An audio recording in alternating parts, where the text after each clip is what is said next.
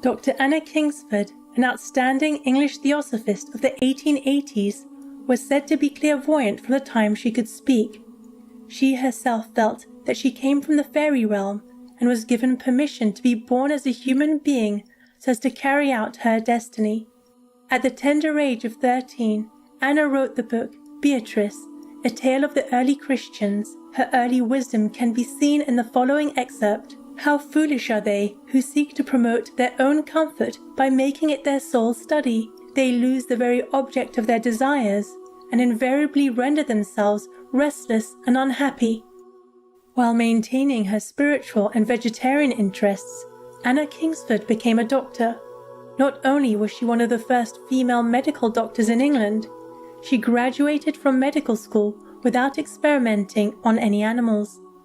The subject of her medical degree thesis was Vegetarianism and Ethics.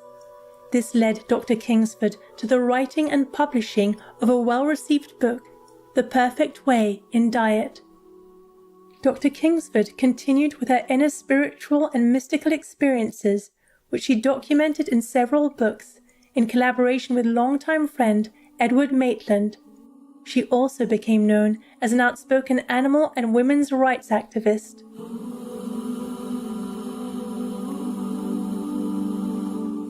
We now share with you selections from the book The Perfect Way, or The Finding of Christ. This book merges Christianity and the theosophical tradition, a system of fundamental truths and wisdom in which all religions may abide so that humans can progress along the path to perfection. According to Dr. Anna Kingsford, this perfection is exemplified by Christ, which everyone is capable of discovering and joining within.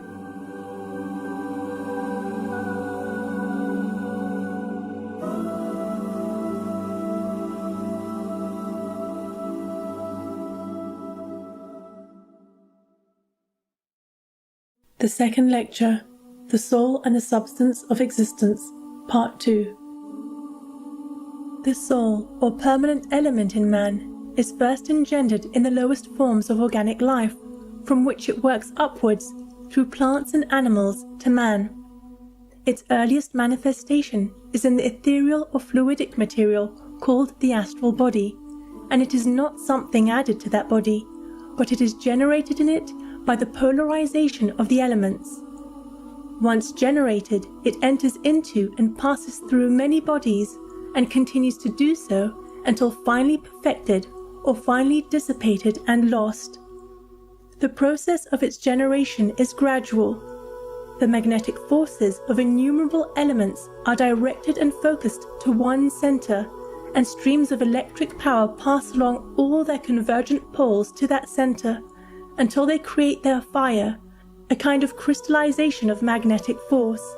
This is the soul, the sacred fire of the hearth, called by the Greeks Hestia or Vesta, which must be kept burning continually.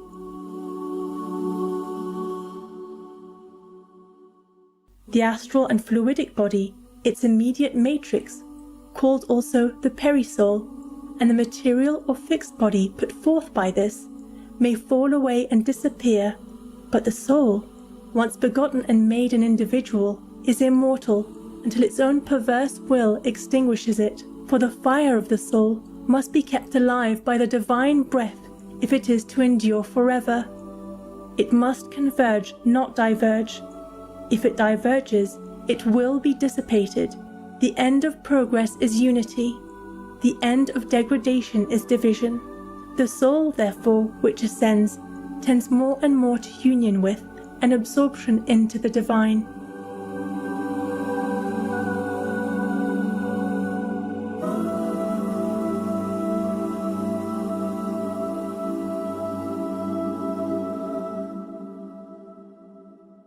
The clearest understanding may be obtained of the soul by defining it as the divine idea.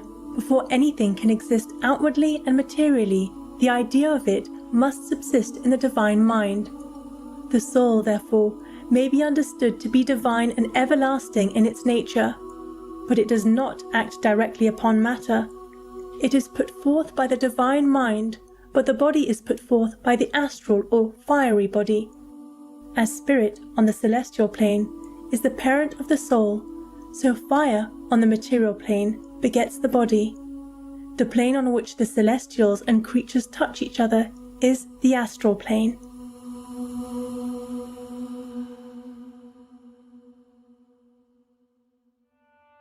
The soul, being in its nature eternal, passes from one form to another until, in its highest stage, it polarizes sufficiently to receive the spirit.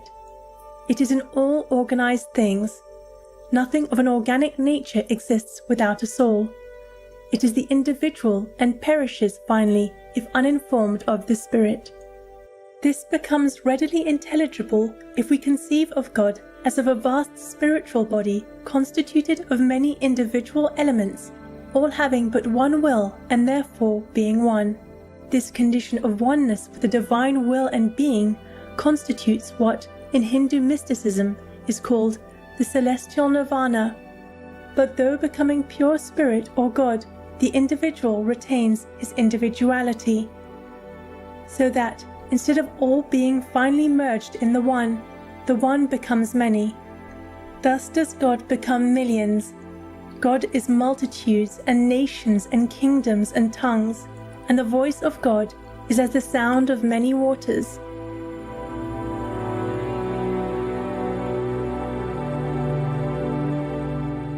The celestial substance is continually individualizing itself, that it may build itself up into one perfect individual.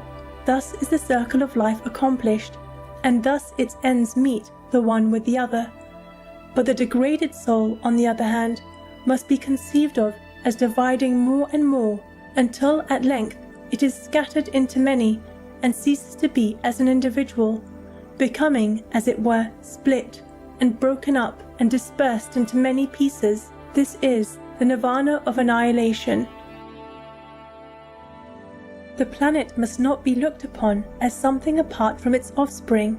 It also is a person, fourfold in nature, and having four orders of offspring, of which orders man alone comprises the whole.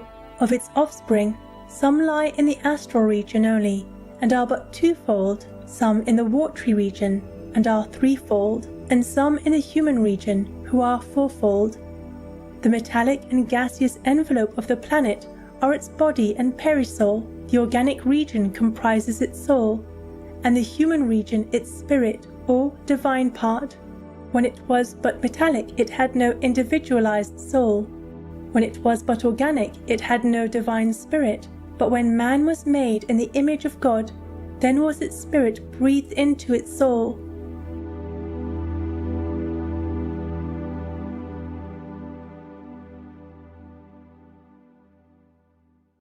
Wonderful viewers, thank you for your company for today's Words of Wisdom.